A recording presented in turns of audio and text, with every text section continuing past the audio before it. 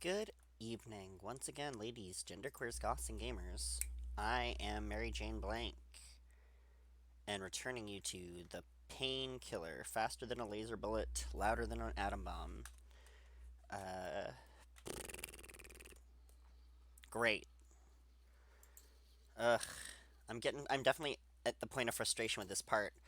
Like, I'm in a different session today. It's a different, it's a different day, but at the same time, yeah. If I can trick the one that shoots grenades to shoot at them, that would be really convenient for me. Damn it. Especially when these guys approach. When our bad friends over here approach me.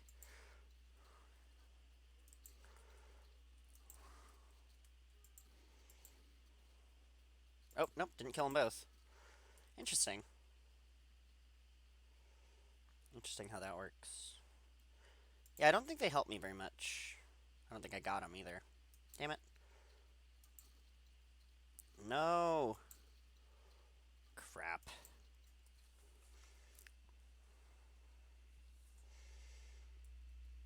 I'm like really high, by the way. I know I shouldn't say this online on the internet, but I'm essentially I'm pretty much just like trying to accept a post privacy future that we're in now where anything that I should not feel ashamed about, I will not feel shame for. So, for example, despite being unhealthy and the downsides to it, I'm not ashamed that I'm smoking weed. And it's completely legal where I live, so it's not even a crime. I'm not even fucking up by mentioning it. And cannabis is absolutely going to be legal in the United States in the future. Whoa, damn it. I mean, it's legal so many. It's like just expanding, and it's really awesome because I've looked up the international laws, at least as they're listed on like Wikipedia, and like most countries are very restrictive. I like the Uruguay. I think is my favorite because they only let citizens buy weed, basically. So like, it's completely legal if you're a natural. I think if you're a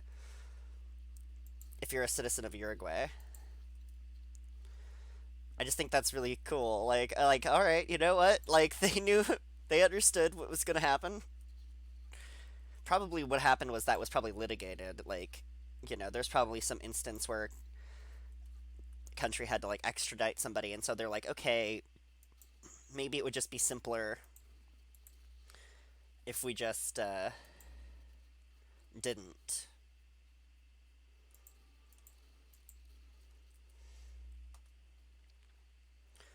But anyway, point being, most of the world, there was like a big international agreement in the 1920s where a lot of the countries that existed at the time, because there are a lot of countries that have been created since then, agreed to this like big anti-drug deal. So like, essentially, that was sort of what created the modern illegal drugs, because like heroin and stuff, like a lot of this stuff was totally legal uh, in the turn of the century.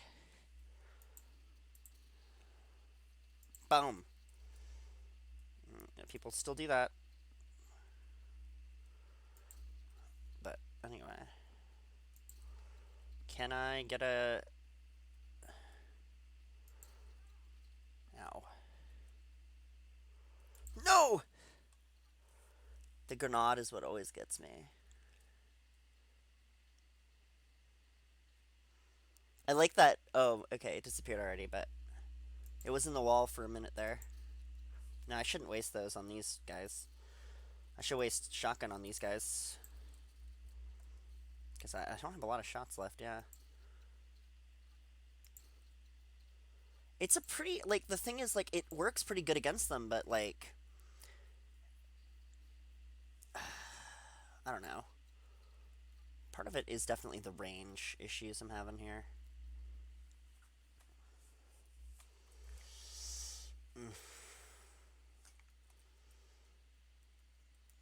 This is all really tough.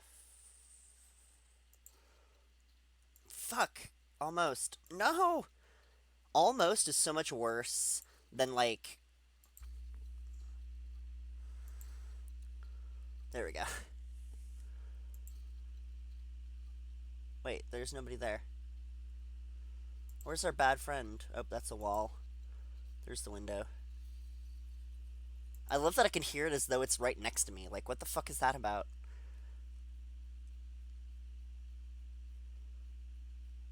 Oh, okay.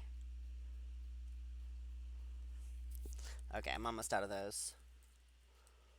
No, five. There's our bad friend that always murders me. And then there's another bad friend in here that also murdered me previously. No! Fuck, man! Shit, I was so close. Fuck. Alright, well. And I reassure you as well, again, that this is the frustration is part of the process. This is actually why I'm playing this. It's a good way to get all this out, and it's also a good. It's I don't know.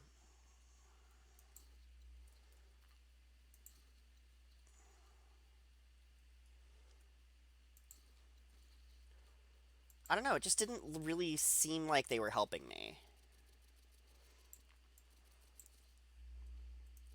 Oh, it did land nearby me. Oh, thank goodness.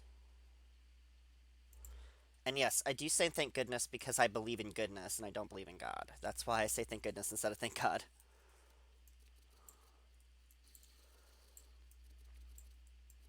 I do. I'm not actually cynical. I believe in goodness, but I believe in like that one of the great truths is like the yin yang. Essentially that all of us evil and good are things you do, not things that you are. And so like basically that's sort of the thing. It's like so um essentially what I'm saying is that everybody has the capacity for good and evil at all times within them. And that to assume otherwise is to wrongly assume that you are incapable of evil or good. But the truth is that we are all capable of both. And that, damn. So that's how I see it. So yeah, I do believe, I believe in that fundamental, like that essentially, that's how I believe in it. Yeah. Yeah. And that's the best way to think about a lot of this stuff. Actually, I'm really glad I said that. Basically, it's been a few years since I read Marshall Rosenberg, but that's definitely probably in nonviolent communication because that's kind of the whole thing. That's the how you get to non-judgment is is by realizing, yeah, that um it's not about what you are, it's about what you do, and that quote unquote what you are is, yeah, more a result of your actions, and that like you never want to history a lot of history's greatest monsters are people who like uh thought they could do anything. Shit off. And that's including the worst man ever, Mark Wahlberg. No, come on.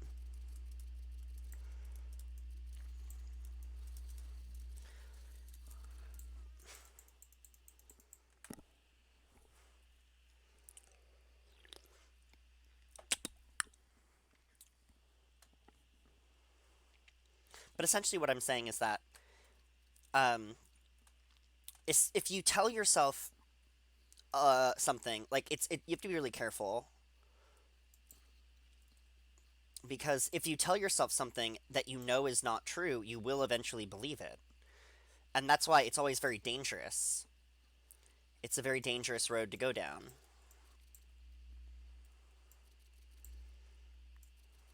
But point being, yeah, like so that's the criticism of like identity politics, and like there's so many different definitions of what that means, like what identity politics is.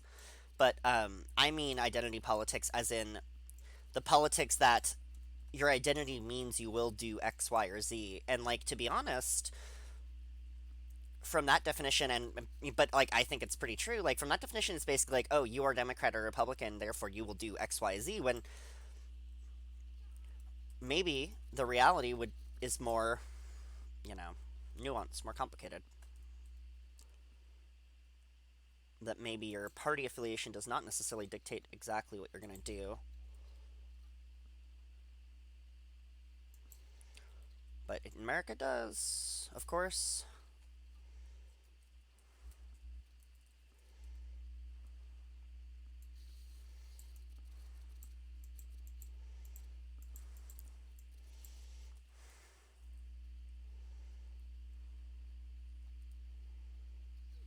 Damn it! Can't see them.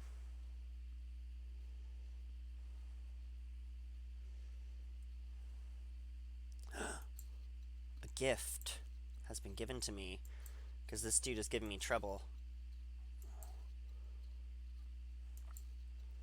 It is funny that as long as you keep firing, they don't really move because it's programmed to sort of respond defensively. Oh god.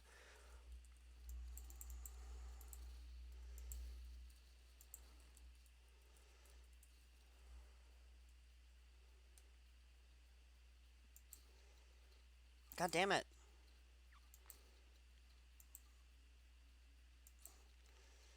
There we go. No! Damn!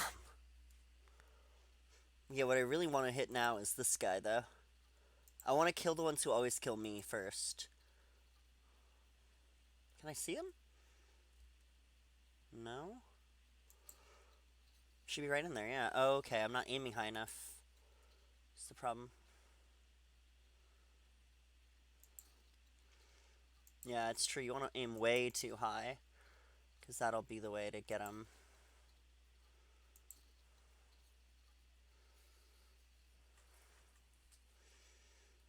Hmm.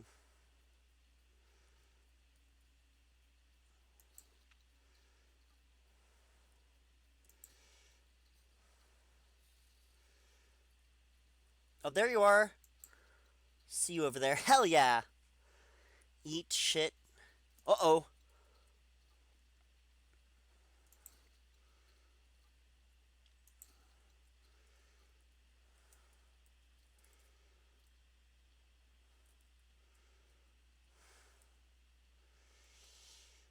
Hmm. Yeah, there's another one. Basically, yeah, you have to shatter all the glass to find all the bad dudes. There you are. See?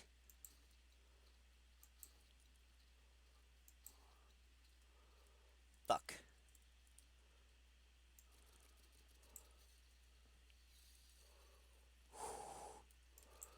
Damn it! I got fucking shot anyway. This dude is just gonna kill me. I mean, there's no fucking, like, two ways about it. I'm dead.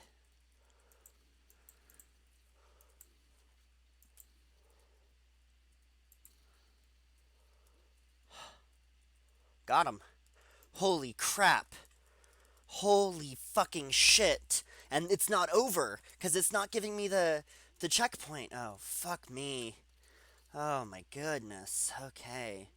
Well, shit. I'm gonna have to do all that again. I wish I could get up here, but I don't know how. I'm not good at this. I don't know how to do it. Ugh, I know how to tip it over and fuck it up, but I don't know how to make it my get up there. Get me up there. I'm trapped now? Oh, jeez. I just want to go. Ugh, I don't know how to do it. I wish I knew, but I don't. Okay. Ah! Unexpected. Oh my god! Hail Satan! Worship chaos! Praise the earth! Ugh, that's my personal credo. Which, yeah, I guess those are all like, that's actually a very pagan way of looking at things, which is very funny. I do not know. Oh my god. One health. One hit point. That's all you need. You don't need nothing else. Just one hit point. One hit point's fine. Nope, no problem here. Not an issue. I don't know what you're talking about. Everything's fine. I'm not worried. I'm not concerned. I don't have a problem.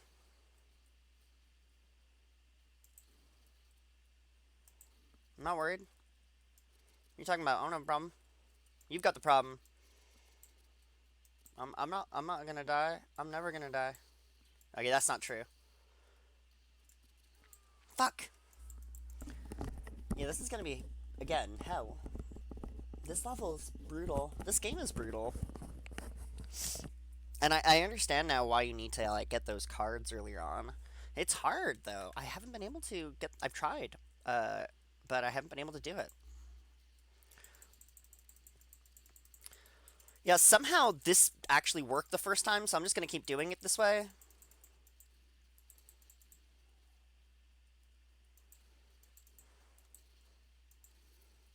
Oh fuck. Okay, good.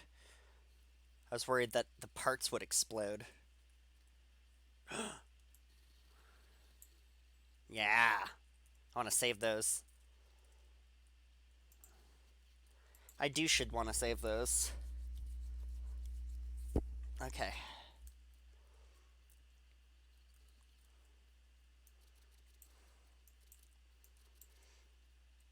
I didn't hit the friend, but I did.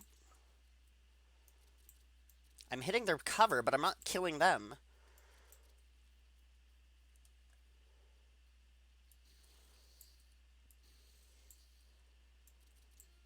Dang it. Dagnabbit. This incremental progression is really funny too, because like, so this is actually pretty normal for like a really hard game. Like this is kind of how Dark Souls went for me too. And like, um, ah, the thing is like, there are parts where sometimes it will just take hours or a couple days, and you just do it over and over, and it's just splitting it up into half an hour chunks. Makes it feel much longer to me. When before, because I would be doing it, listening to podcasts or watching YouTube videos, I got gunned by gun boys. But doing it this way is much harder because I have to talk to a invisible audience, but also be aware that everything I say is saved for posterity. So, as much as I want to, I can't make this into like a therapy session with myself where I'm just discussing my ideas with myself because like some things are too personal, some things are too far to be public, you know? Even though because of the time difference, actually because of the time difference it makes it even worse. But whatever. That's life. Shit. So no one told you what to do.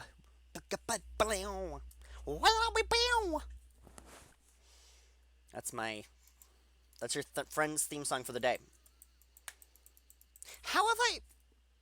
How? How did I do it previously? How was I doing it? I turned into George Costanza there.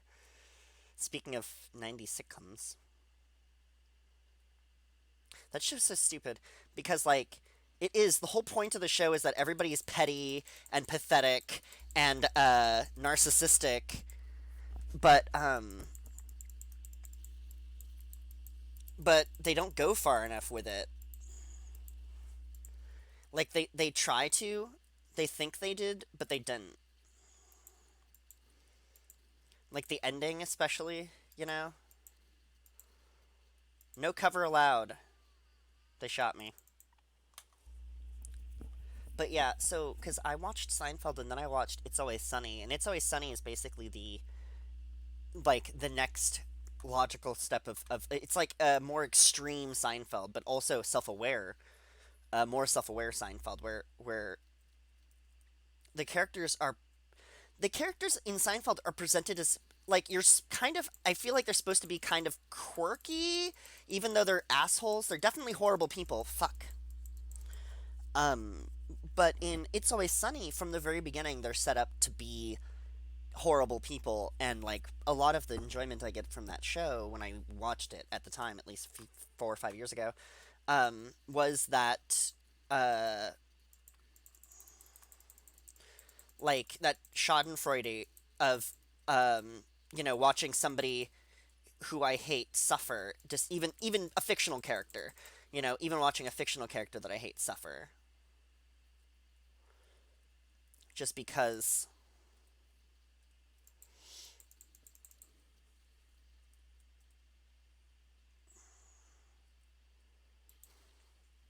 I'm trying my damnedest. I'm trying my damnedest here, especially to not get died. I really don't want to get died. Oh wow, weird. Is there someone behind you? Look behind you. Fucking bullshit. You asshole. Motherfucker.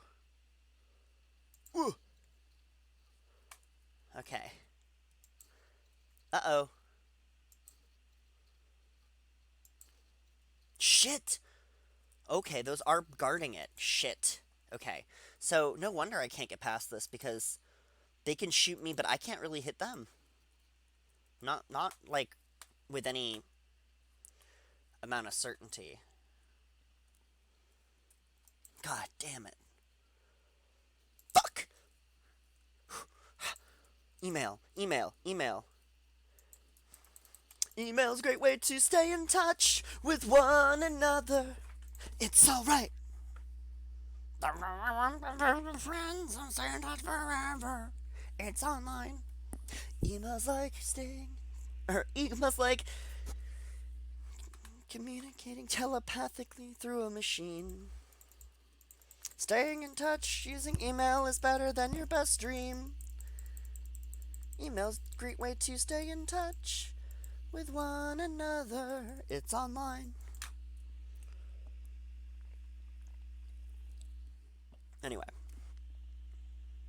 good shit.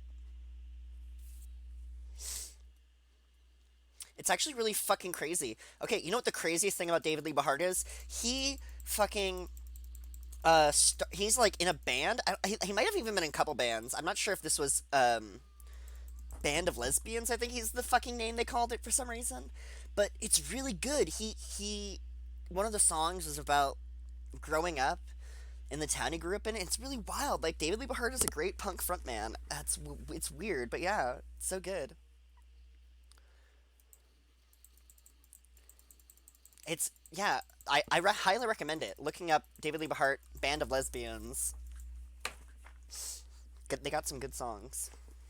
And like when you look at the band members too, like I feel them. I'm like, you know what? I would if David Lee Bahart asked me to be in his band. Of course, I would say yes. Like, are you fucking kidding me? Are you fucking? Of course, I would do that. I would play bass for David Lee Bahart. Come on, yeah, I would.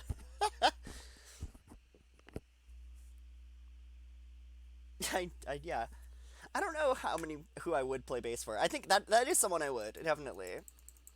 Not that anyone would ever hire me to do so. It's not because I'm not. I. It's not that I'm not skilled or whatever. It's actually just because I don't have the will. I don't have the will to improve. It's not even just that. It's really that for me, playing music is an emotional experience, and like it's actually too personal and too emotional of an experience for me. Like it always freaks me out. Especially since I had been heavily traumatized. Shit is hard. Fuck. Sorry, heavily traumatized is not a good way to put it. Because, um, basically the way it is that like there isn't really like a scale. Everyone's trauma is different, and like sometimes because it does change your brain, but like on that in that same vein, you can kind of change it in another like again in another way. That's kind of what happens.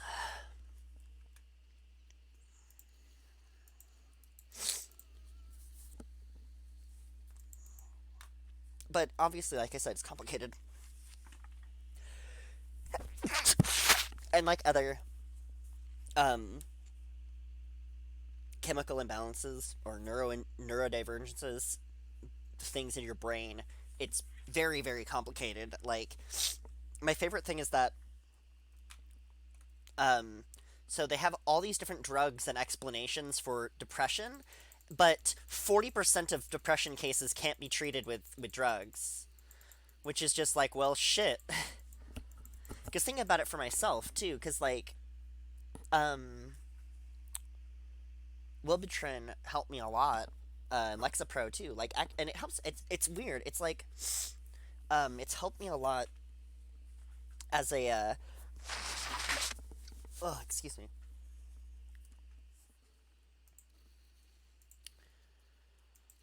Wow. I just realized that I had a moment in my life. I had a day in my life where I could have totally ruined the rest of my life. That's so fucking crazy to think about. Like, I was.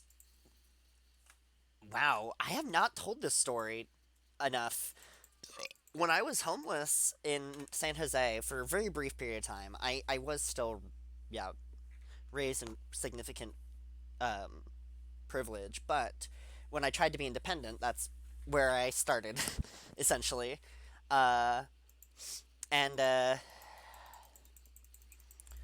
um, I was so the big thing about it is like just finding ways to spend the time, finding ways to just like to find things to do, and so often I would go to different parking lots.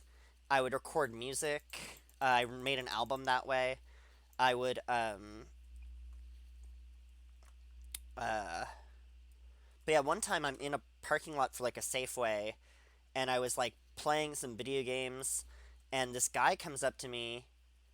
Uh, this Mexican guy approaches me, and we like chat, and I hang out in his car, and I'm like freaked out the whole time, like, oh my god, like I'm like this is a situation where I could get murdered, like possibly, and like he busts out this like meth pipe. And he starts smoking it and telling me how it calms him down. Which there is a thing where like your those chemicals, your depressants and stimulants, are swapped. And I think it's ADHD. If I'm not, but if I'm mistaken, obviously, leave it in the comments and tell me in as many comments as possible. Again, I need all the engagement I can get. Uh,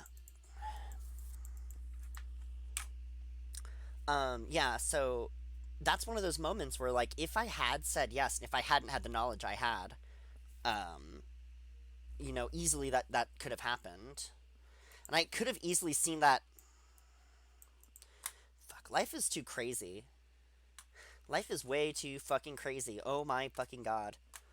The shit that I have seen. Fuck. I do appreciate that too. I'm glad that my life is a little crazy because if my life were normal, I mean like to be fair, in some ways my life is not so I don't know how to describe it. Crazy is not the right way to say it. It's not like unbelievable.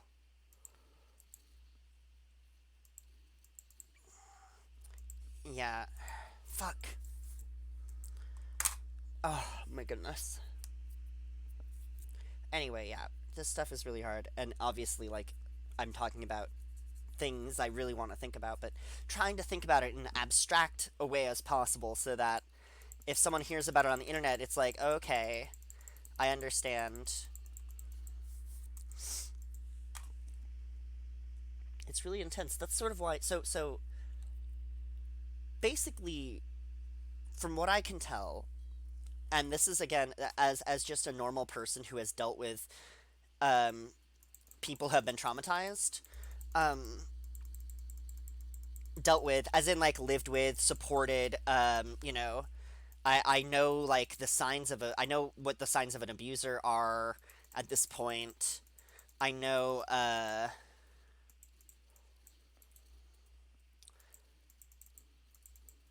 know how to recognize. Fuck. A lot of that stuff.